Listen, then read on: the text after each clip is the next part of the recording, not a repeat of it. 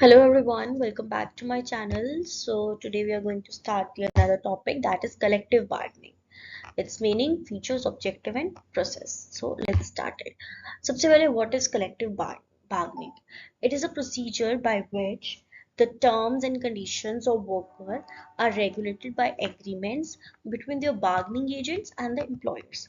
So basically collective bargaining क्या होता है कि अगर हमारी ऑर्गेनाइजेशन में कोई कॉन्फ्लिक्ट है या किसी चीज को लेकर बहस हो रही है तो उसमें हम एक बार्गेनिंग एजेंट और एम्प्लॉयर्स बैठकर और वर्कर्स के साथ बैठकर कोई टर्म्स पे एग्री करते हैं, टर्म्स एंड कंडीशंस रेगुलेट करते हैं, ठीक है। और उस पे उसको उसमें जो भी हमारे कॉन्फ्लिक्ट्स या डिस्प्यूट्स होते हैं उसको रिजॉल्व करते हैं, ठीक है, with the help of bargaining agents, ठीक है। तो कोई भी इश्यूज हैं, फॉर एग्जांपल वर्कर के और एम्प्लॉय के बीच में, एम्प्लॉयर के बीच में कोई इश्यूज है तो बार्गेनिंग एजेंट दोनों की बात सुनेगा और फिर डिसीजन लेगा, फॉर एग्जांपल वेजेस के रिगार्डिंग या वर्किंग कंडीशंस के रिगार्डिंग, किसी के भी regarding, okay.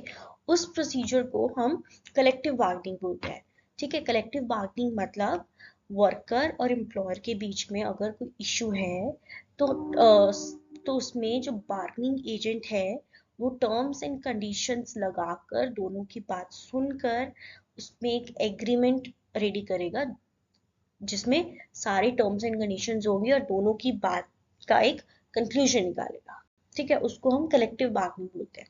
Basically collective bargaining क्या होता है कि दोनों के बीच में ज्यादा बहस ना हो, ठीक है। उसके बाद आते हैं फीचर्स। फीचर्स क्या होते हैं? एक तो ये कलेक्टिव है, ठीक है, स्ट्रेंथ, फ्लेक्सिबल होता है, ठीक है, वॉलेंट्री होती है इसमें, ठीक है, कंटिन्यूस प्रोसेस है, डायनामिक है, कॉम्प्लेक्स प्रोसेस है क्योंकि दोनों के डिस्प्यूट सॉल्व करवाने, ठीक है, एक रिप्रेजेंटेशन होता है जो कि एज अ बार्गेनिंग एजेंट काम करता है, ठीक है। Next is objective.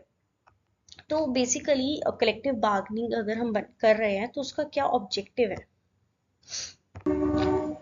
Right. So basically objective क्या होते हैं? सबसे पहले तो जितने भी वेजेस और वर्किंग कंडीशंस के रिगार्डिंग डिस्प्यूट्स या कन्फ्लिक्ट्स हो रहे हैं ऑर्गेनाइजेशन में उसको रिजॉल्व करना, ठीक है। मैंने आपको पहले भी बताया कि ऑर्गेनाइजेशन में अगर एम्प्लॉयर और एम्प्लॉय के बीच में कोई कन्फ्लिक्ट्स चल रहे हैं, कोई इशू है तो उसको हम रिजॉल्व कर सकते हैं, ठीक है। इंटरेस्ट, वर्कर्स के इंटरेस्ट को प्रोटेक्ट करने के लिए, ठीक है, वर्कर्स के रिगार्डिंग, उनके रिगार्डिंग जितने भी डिसीजंस होते हैं, ठीक है, अगर उनको कोई प्रॉब्लम है तो उनको हमें रिजॉल्व करना है। और वर्कर्स और मैनेजमेंट के बीच में कोई डिफरेंसेस है तो हमें उसको रिजॉल्व करना है, ताकि वर्कर और मैनेजमेंट अगर उनके बीच में कोई इश्यूज हो गए तो हमारा जो काम है वो अच्छे से नहीं हो पाएगा।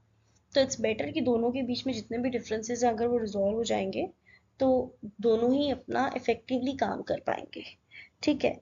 Next is third party intervention. Third party को हम ना इन्वॉल्व करें, हमें थर्ड पार्टी इंटरफेरेंस अवॉइड करना है, ठीक है। जितने भी इश्यूज हो अगर वो इंटरनली ही सॉल्व हो जाए so it's better. Next we have a process. तो प्रोसेस कैसे रहता है? सबसे पहले तो प्रॉब्लम को आइडेंटिफाई करना है कि क्या प्रॉब्लम है, क्या इशू है, क्यों हो रहा है, डेटा को कलेक्ट करना है, ठीक है, मीन्स प्रूफ्स, फॉर एग्जांपल क्या क्या इश्यूज आ रहे हैं, नेगोशिएशन को सेलेक्ट करना है, कौन उनसे बात करेगा, कौन नेगोशिएट करेगा, ठीक है, और क्लाइमेट ऑफ नेगोशिएशन डिसाइड करना है, फिर बार्गेनिंग स्ट्रैटेजी एंड कैसे बार्गेन करना है दोनों ने, फिर एग्रीमेंट फॉर्म करेंगे और एनफोर्स करेंगे। एग्रीमेंट फॉर्म वो करेंगे जिसमें हम दोनों पार्टीज ने एग्री किया है, ठीक है। So hope you like this video, so please do subscribe to my channel. Thank you so much.